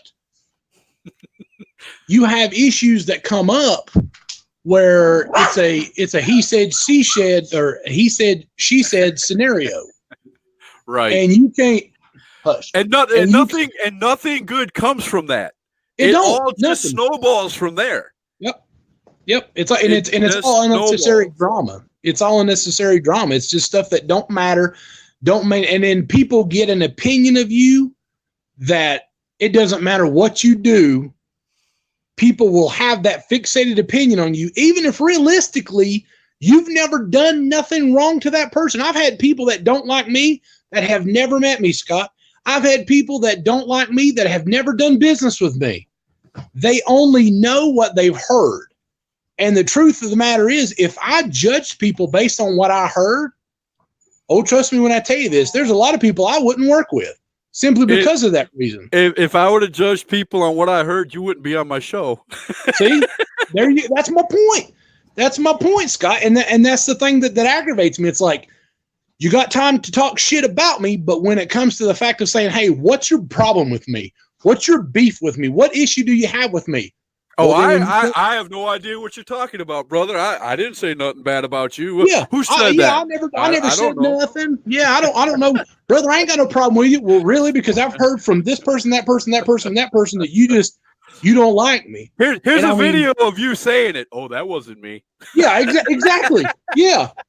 I mean, that's. I mean, you're absolutely right. That's the way they are.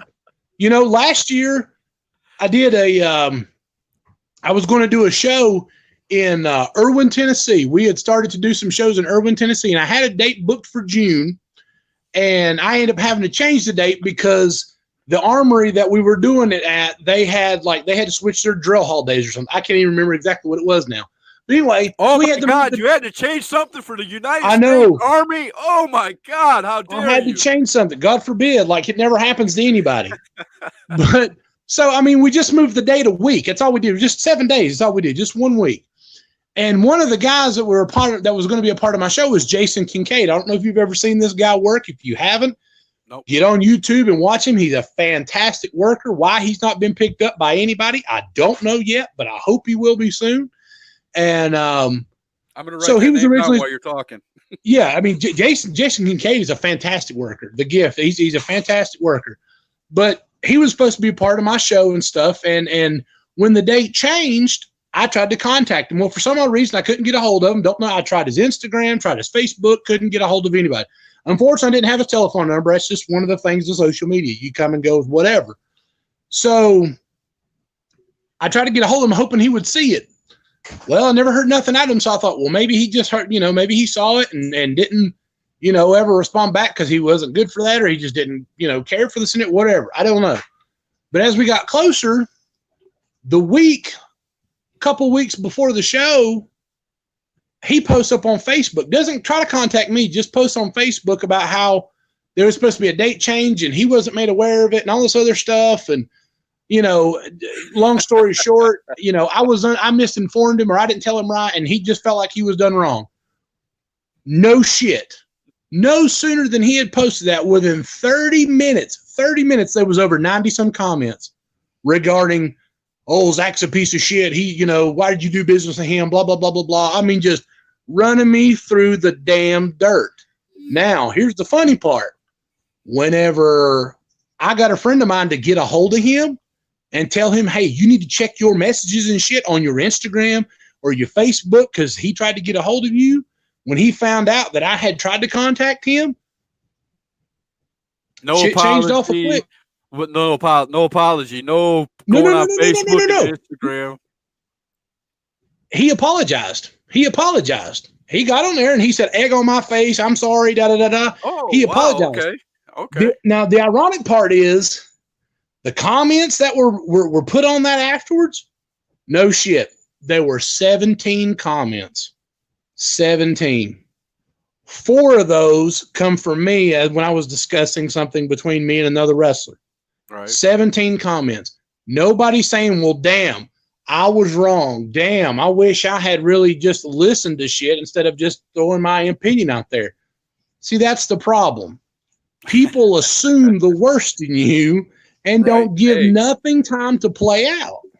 Brother, I am a person that makes mistakes. I have made plenty of mistakes. I have said wrestlers' names wrong. Me too. I have misspelled wrestlers' names on many, many occasions. I'm pretty sure there's a lot of bad things that have been said about me, but I'm going to keep going because I love doing what I'm doing, and nothing's going to stop me.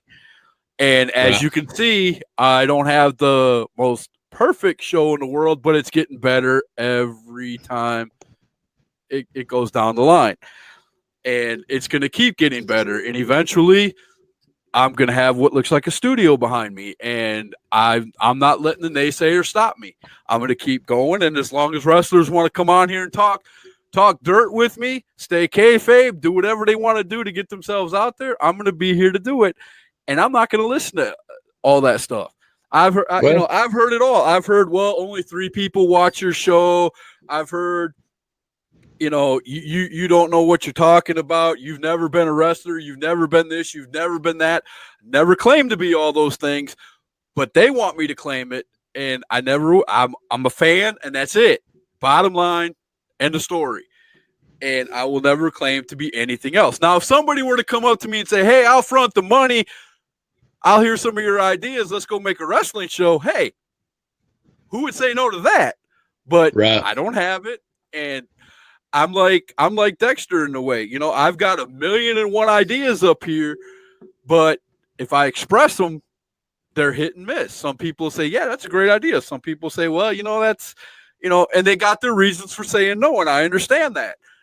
But I'm not going to sit here and say I'm the end all, catch all, end all, be all of professional wrestling. I'm not that.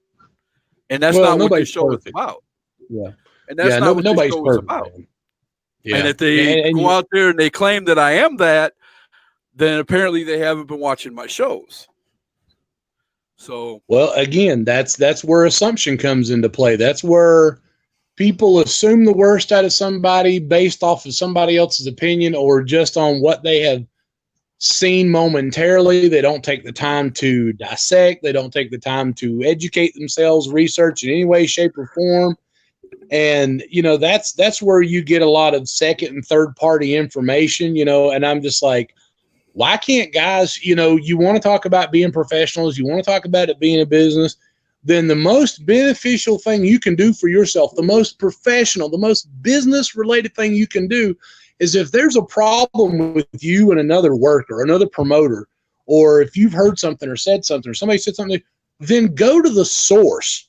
Quit dragging bullshit out from other people. Quit transmitting bullshit from one friend to another friend to another friend to another friend before eventually 8 other people find out about it before the person that it's about. If you put it on kayfabe, you're inviting 9,000 or more other people to get involved in what they shouldn't have been involved in the first place. Yep. And then all of a sudden, based off that one thing, I'm guilty of that too. Before people start saying, "Well, hey, you put crap up there," I'm guilty too. But it's the truth. It's the truth. Right. If you want somebody to be up in your business, you're inviting them to be up in your business if you put it on Facebook. Yep. Or Instagram media, or Twitter or whatever. It's just all social media, whatever. Yep. But, you know, okay, Frank Roof, kayfabe killer. If that has to do with me, I want to say one thing. I didn't ask this man because he's not a wrestler anymore. But the first question that comes out of my mouth when I get a wrestler in what I call my little green room before we come on the air, the first question, and other wrestlers can contest to this that I've interviewed on this show, the first question that comes out of my mouth every time is, do you want to shoot or are you doing kayfabe? Because I will do either one. If you want to stay in character, brother, I will be right there with you. If you want to shoot and talk about your character and the realism in wrestling, I give you the option. So, kayfabe killer, I am not.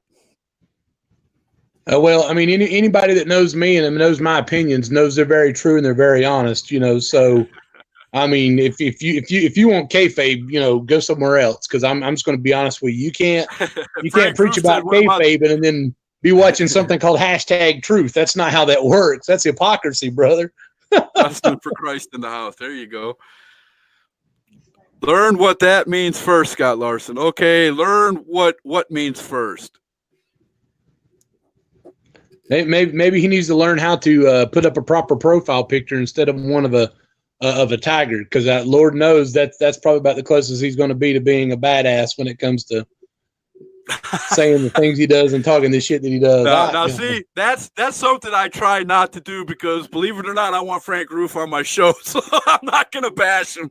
You're on your own there, Zach. That's fine. That's fine. I ain't going to hurt my feelings none. I you know, it don't hurt my feelings at all. Again, I'm an opinionated person. I will play a character and bash, but I'm not going to bash him personally. That ain't going to happen. Fine. I just want to know what he was talking about, man. Oh, okay. He said, doing great, ribbing these guys. All right. That's cool. It's all good. We'll give him one then. We'll give him one then if that's what he's trying to do. All right, My Zack apologies, Zulu. Frank. All right, Zack Zulu. Here's your time, man. Tell us what's going on in your wrestling promotion and where and when. All right, man.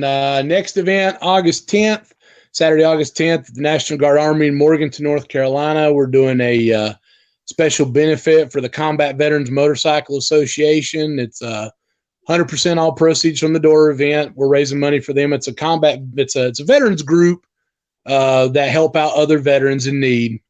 So we're going to be having that. That's the event we're going to have. And we're going to be bringing some guys that dress up as DC characters, Marvel characters. We're going to be bringing those out. They can take pictures and autographs and stuff with the kids. Just a really good time. So, I mean, we got that in August, and we got a couple other dates, so one in October, and then we got our December show. We're going to be doing our 12-year anniversary. So, I mean, like a lot of big things coming up, and some things I ain't going to talk about right now, but I'll just put it to you this way. Just keep your ear out and your eyes open, because things you mentioned promotions working together. That's all I'm going to say. Just keep your eyes and ears open. Now you got me invested. So, I'll say this much, and I'll say this. Just people, when this happens, people will lose their collective shit. I promise you. They will be legitimately concerned as to what's going to take place and the money that's getting ready to be made with me and a couple of other promoters. I'll say that, because it's going to be. You got to make me a promise. What's that? When that goes down, you got to come back on my show. Gladly. All right, man. Give me a couple months, and we'll make it happen. I'm going to hold you to that. I'll know when it happens, because I'm going to lose my collective shit, as you said. You will, trust me. You will. Okay. So I'll know exactly when to send that Facebook message saying, "Hey, brother, we're going on tomorrow night."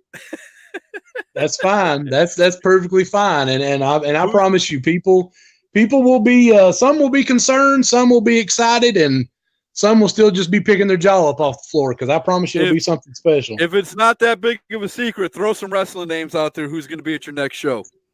A couple people are going to be in my next show. Of course, our AWC All-Star Heavyweight Champion, Hawk Thomas, he's going to be there. Of course, Casey Fox is going to be there. Danny Ferreira is going to be there. The God of War, AK, he's going to be wrestling John Washington for the #1 contendership for the Next Generation title. That's going to be in a Burke County street fight. The 5-Star District's going to be there. They're going to be 3 out of 4 of me, or 5 now.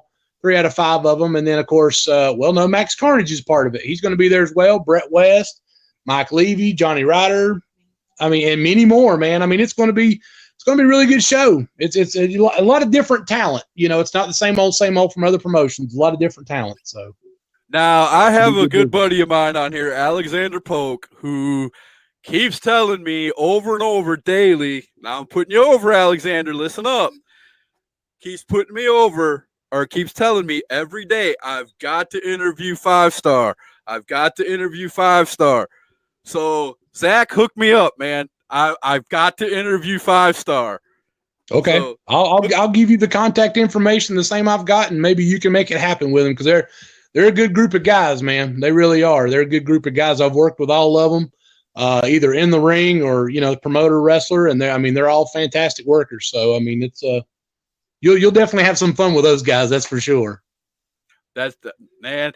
I've heard so much. And I actually went on your YouTube page and watched 5-Star wrestle on there. I think there was 3 of them that came out to the ring during that show. It was a tag team match, and one of them was outside the ring.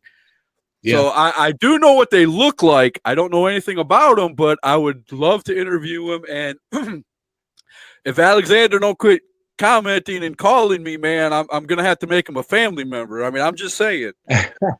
he's really, really, really wants me to interview these guys. Well, they're like I said, they're a good group of guys, man. It's Cade Seidel, Will Balderas, Felix Feelgood, and Max Carnage, and Aaron Vaughn. I mean, all 5 of them, I've worked with a couple of them, and the other ones I've had the privilege of having them on my show, and they're all fantastic workers. They're all good guys, and they're one of those groups that should be getting more bookings in the Carolinas than what they are. And my goal is to try to get them out there and do enough business to where people will go, man, why aren't more people picking these guys up? So hopefully getting on here will help them out too. Here for, man. That's why I want to get them on here. And anybody else, Jack Morgan, anybody else is going to be at the show, man. You want to come on here between now and the show, hit me up.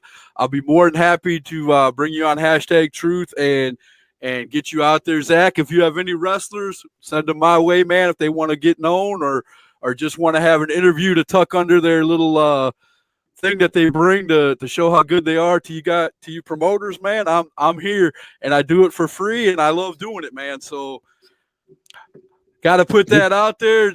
Last call for questions for Zach before we head out, man. We're about 5 minutes away from 2 hours. I think we've already got one man down and alcohol poisoned. I don't think we want to. Yeah. I think he's clear. We don't know him. We don't know him.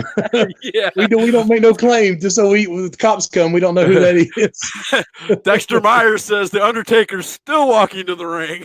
Damn. I hope I don't find the full footage of all that, because I don't know if I can sit through all that or not. It did take him seriously. It did take him about probably 5 minutes to get to the ring. In the actual, yeah, he did the whole, walk slow, look around, the raising of the hands to turn on the lights, and then to have the entrance was worth watching more than the match. And I'm so ashamed to say that, but it is the God honest truth. Well, I heard that the match was supposed to go 20 minutes, and I'm thinking, I hope that was from the entrance to the bell, because I mean, if that match would have went 20 minutes, they would have carried both of them guys out on a stretcher, brother. Yeah. The last thing in the match, the Undertaker, did the choke slam. And dude, I'm serious. You got to watch it. You got to YouTube it. The choke slam was the worst choke slam I've ever seen the Undertaker do. He barely got him up off the ground. I mean, and then when the match was over, the look it's posted all over Facebook. You've had to have seen it. The look that the Undertaker made when that match was over was like, oh, hell, I'm about to beat the hell out of somebody. Somebody's about to get the business when I get up out of this. And apparently I was corrected earlier. They didn't have a fist fight, but they had a shouting match afterwards. I don't know if they were trying to see, which one had a longer, you know what I'm saying? But it was bad. That match was bad from beginning. It'd be worth watching just a one-time joke, man. Just to watch it as a one-time joke. It really was. And I love both of them as wrestlers. I really do. Undertaker's probably thinking after that match, he's probably saying, y'all fools don't pay me enough to go out here and carry this joker. That's for sure.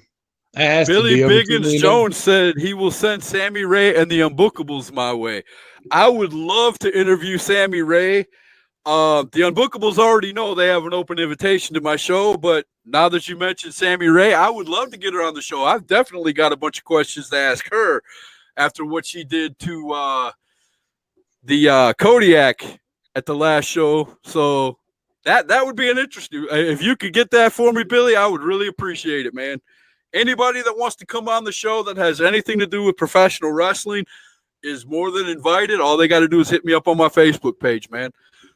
Zach, very nice having you, man. We're hitting the 2-hour mark, so we're going to call it a night. Yes, anytime sir. You want to come back on #Truth, and anytime something happens in wrestling, I'm gonna put you over, man. Fat Man Rants, you gotta watch. If you're not watching Fat Man Rants, you don't know what's going on in professional wrestling. I'm telling you, it is a great show, and I enjoy every time you get on there. And so I kind of hope that wrestling doesn't straighten up too quickly, because then you'd be out of a job, and so would I. Yeah. So. But it's definitely enjoyable watching you, man. And like I said, you have an open invite anytime to come on #Truth.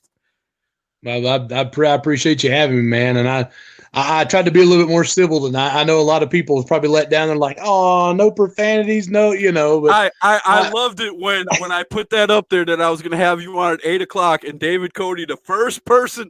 I mean, it was like 10 seconds after I put it up there, David Cody put, oh, shit. Yeah. And I went, oh, this is gonna be good.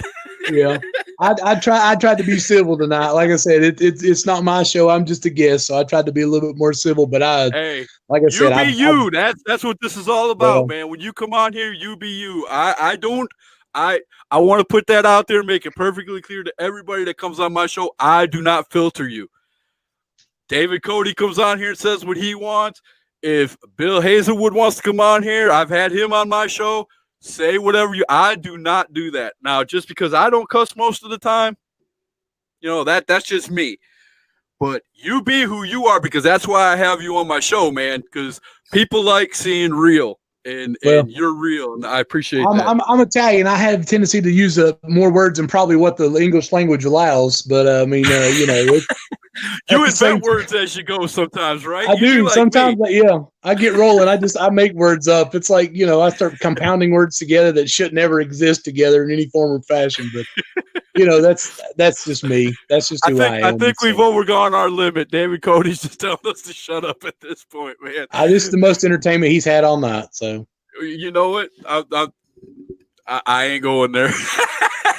You left that wide open for way too many comments, brother. To be continued. To be continued. All right. You have a great night, and we'll talk to you later, man. All right, buddy. Thank you.